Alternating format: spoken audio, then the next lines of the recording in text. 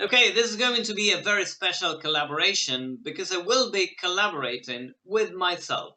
Yeah, I shouldn't be too excited about that. But the thing is, I happen to have two channels. One is a language channel and the other one is a horror channel. So this topic goes well with both of them. So why not? As much as I like horror stories, I don't actually believe ghosts are a real thing. So essentially, I'll be teaching you how to do something that I don't really believe can be done. Why, you may ask? Well, first, because I'm a teacher, and as such, I'm always trying to get people interested in the things I teach. So I'm parasiting the popularity of ghosts to try to get you interested in phonetics. And second, I'm trying to advertise my book, which happens to be a collection of horror stories. So it makes sense, doesn't it?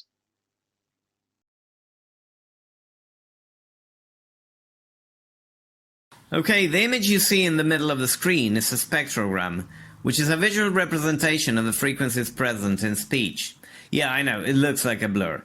But then again, if you're into the paranormal, you're used to blurry images.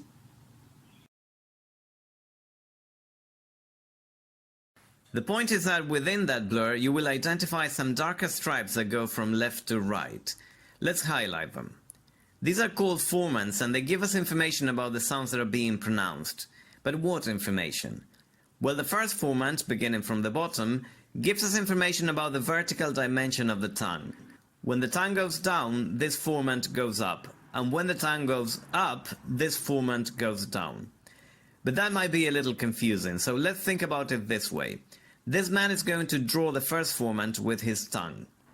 But first he'll stand on his head.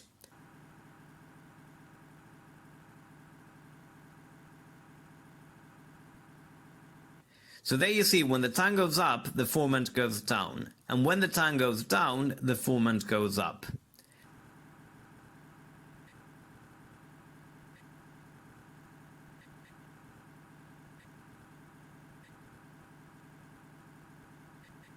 Now, what about the second formant?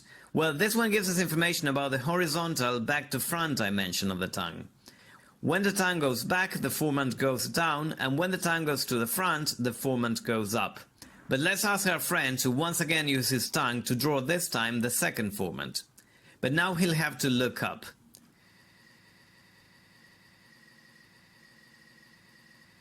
So there you can see that when the tongue goes to the back, the formant goes down, and when the tongue goes to the front, the formant goes up.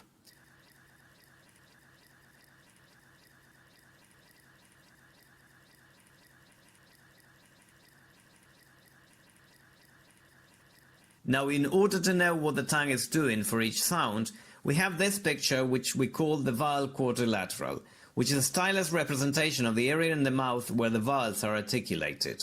Okay? So if you see a vowel in the high area, you can expect it to have a low first formant, and if you see it in the low area, you can expect it to have a high first formant. And if you see the sound is in the front area, you can expect it to have a high second formant, and if you see it in the back area, you can expect it to have a low second formant. But let's see the example I showed you before. These are the Spanish vowels I, E, or U. So let's look at the vowel quadrilateral for Spanish. There you can see that E and U are the highest vowels, and so they should have the lowest first formant. And they do. A, on the other hand, is the lowest vowel, and so it should have the highest first formant. And once again it does.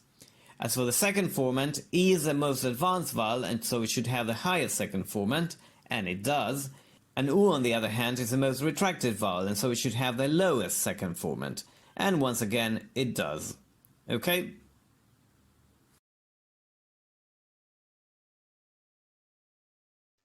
Ghost hunters use various devices to capture what they call EVPs.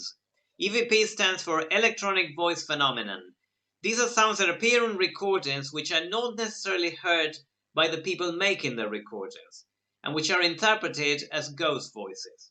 The interpretation of these electronic voices, however, tends to be a little biased, so creating a spectrogram of them can potentially make that interpretation a little more scientific.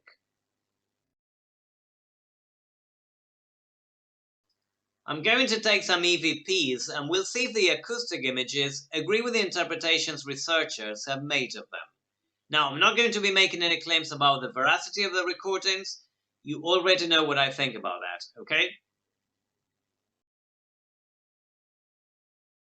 This one's supposed to say bitch, if you excuse my French.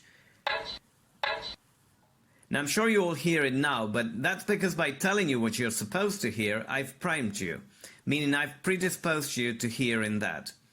But some waves cannot be primed, so let's see what they have to say. Well, the first thing I have to say is that there are no transitions between the ba and the I. There should be transitions. Here's my pronunciation of the word for contrast. Notice the transitions here, okay? The second thing I noticed is that there seem to be extra formants scattered between the real ones. But that's not unusual under certain sound conditions, so I'm going to pretend they're not there. The third thing I notice is that the first formant is too high. But this was recorded in Scotland, and that vowel is lower in Scottish English, so if we assume that this is a female voice, given that female voices have higher formants, we can accept this as okay. The second formant, on the other hand, is too low, and it's hard to find an excuse for that one.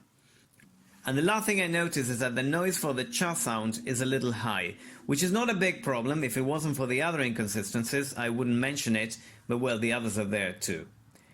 So given all the inconsistencies and all the assumptions I had to make to find the consistencies I did find, my verdict is that this is not the word bitch.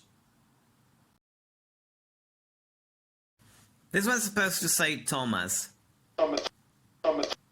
And it sort of does. I mean, the initial and final sounds are clearly masked by the background noise, and I don't see transitions, but to be fair, since Ta has aspiration, the sound quality would have to be really good in order to see them.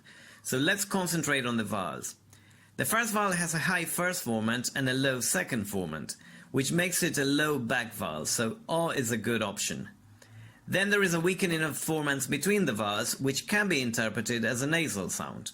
And finally, the next vowel has a first formant which is lower than that of the first vowel, and a second formant which is higher. So this vowel is a little higher and less retracted, so it can easily be interpreted as a schwa. So yes, my verdict is this could be Thomas. Hi Thomas. I have a problem with this one. In theory it says Mara in Spanish. Let's look at it. This does in fact look like Ma. High first formant, a rather low second formant considering it's a Spanish A, but we can let it go. It has transitions consistent with the preceding Ma, but what about this? This is not a consonant.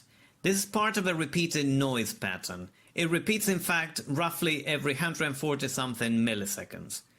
Any software used to analyze sound will show you this, and yet I've seen this interpreted as a consonant over and over again. Now, if you want to be taken seriously, you have to first of all be serious. Okay?